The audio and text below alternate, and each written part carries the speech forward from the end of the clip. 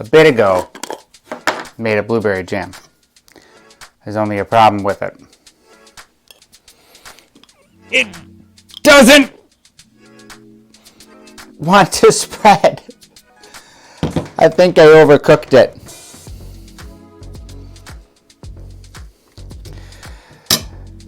Now what do? I know. Let's brew a beer.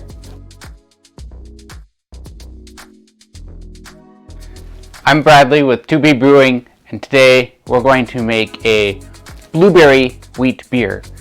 Our blueberries, however, is overcooked jam. This jam, we ended up cooking it too long in the pot, and after it's settled, after canning it, it is very thick. So I'm gonna have to dilute this with a little water to get it in, and then we're gonna be working on adding these at different parts during our beer. This first two are going to go in at the end of the boil, and then these two are going to go in as part of a fermentation handling after we get about a week of fermentation in. Our recipe is very simple. We have 10 pounds of grain total.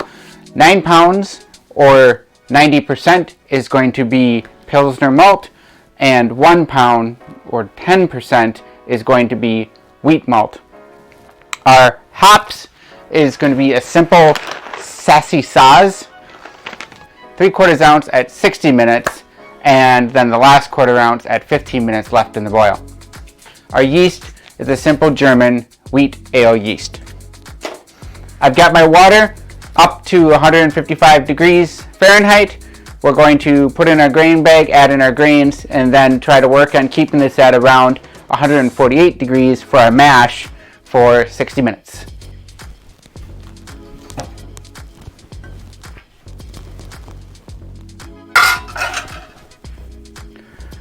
I have a full 6 gallons of water in here. That might be a little low depending on water loss from the grains and everything like that, but we can always add some water towards the end. I'm using binder clips to hold my bag.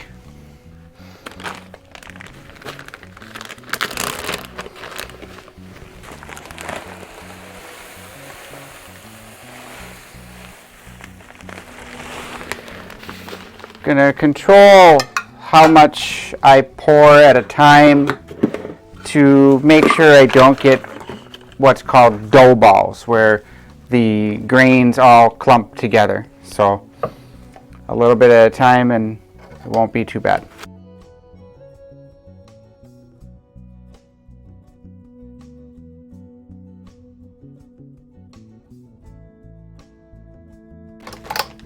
I had these grains pre-crushed at the homebrew store where I purchased them, so I'm not exactly sure how well my efficiency is going to be,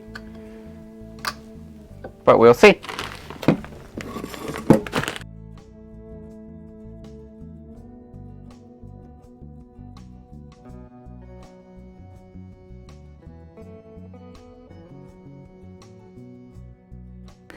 Now, I've made a couple all-grain batches, but as you remember, they were 1 gallon batches. This is my first 5 gallon all-grain batch. There. I think we got everything settled in just fine. So what we're going to do is I'm going to put the cover on, and then we're going to just let this sit for an hour. If it gets below 148 degrees Fahrenheit, I'll turn on the heat for a little bit to heat it up.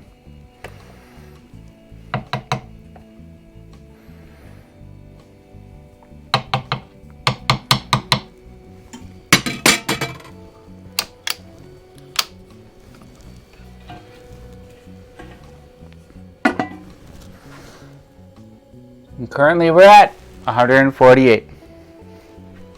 We'll see you in an hour.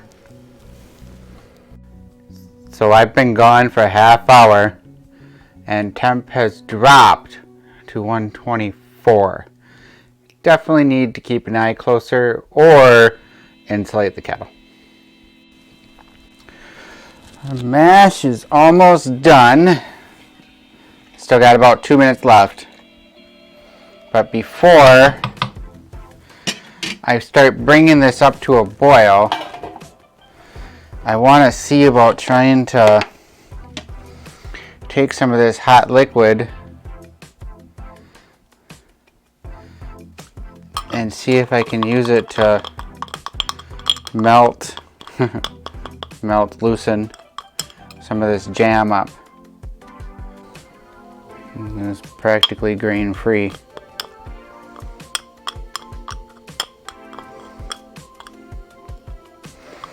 Oh, it's definitely more movable. All right, one more quick little stir, and then we're gonna work on trying to pull this bag of grains out. This is gonna be heavy, you know, because it's logged with water. Plus, I have not done this before. Not a full 5-gallon batch. So the first thing I'm going to do is just try to pull the bag up a bit and see if I can at least tie it off.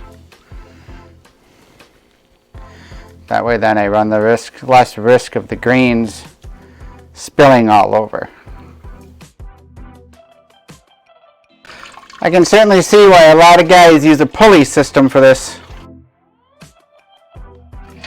These are just basically wire cooling racks. They're a little small for this, but they seem to be working okay.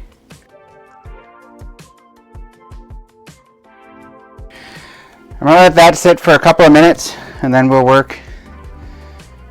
we'll start bringing this up to a boil, and I'm gonna let this sit on here for a couple minutes.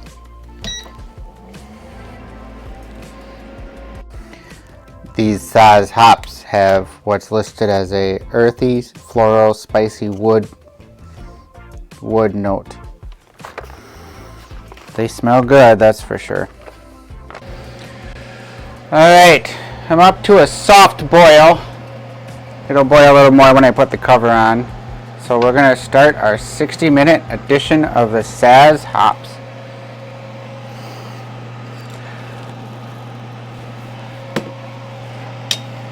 So I checked for my brew house efficiency, and I'm at about a 67, 68%. Depends on how much water you think I got. I'm not too concerned about that at this point. I'm just glad I was in the 60s. That's usually what a lot of people get for starting. 70s would be better.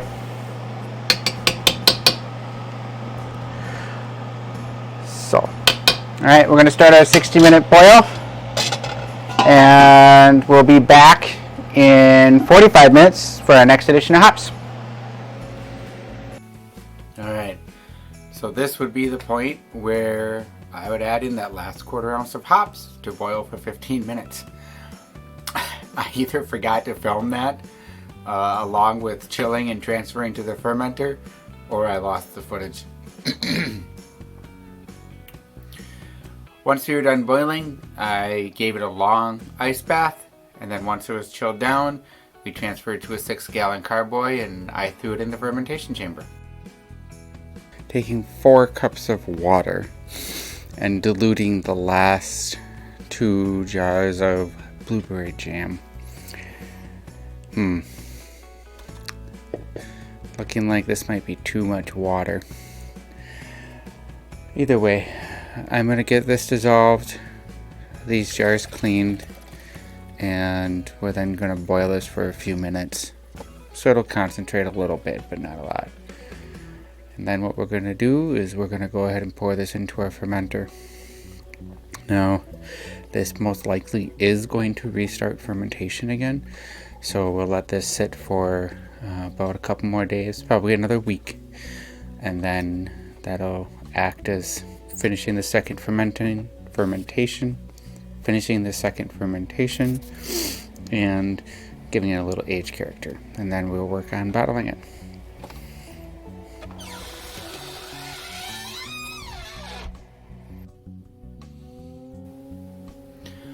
For priming sugar, I took 5.1 ounces of corn sugar and diluted that with 2 cups water, and then boiled it for 5 minutes.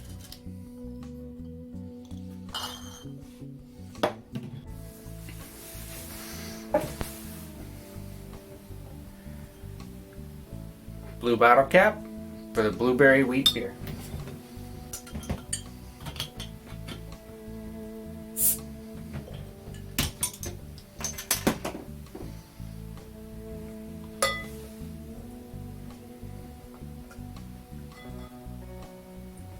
Might be a little bit overcarved.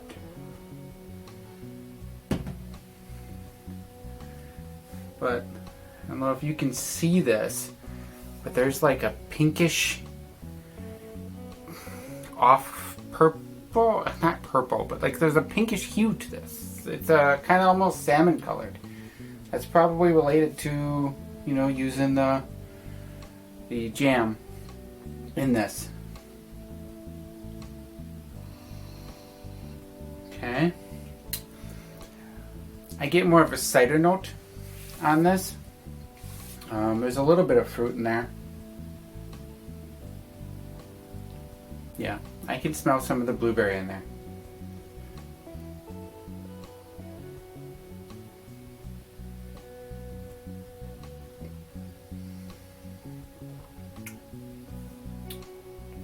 Oh, that's tasty. That's very refreshing. This came in at around just over 6%, 6.7 I believe. And this is my first all-grain 5-gallon batch. So I'm really impressed with this. Color is something, isn't it? It definitely got a little hazy. When I had added the additional jam into the fermenter after it was done fermenting, of course that kicked up fermentation again.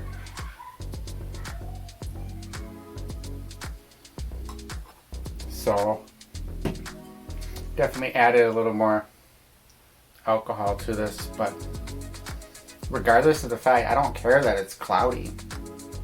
This is probably due to not filtering the jam. Maybe not.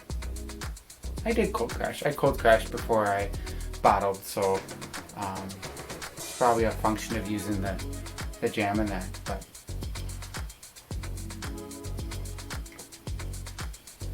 this is still a tasty beer. If you liked this video, give that a big thumbs up. If you want to be notified of more videos that I have coming out and when I release more things, hit that subscribe button. I'm Bradley with 2B Brewing. We'll see you next time.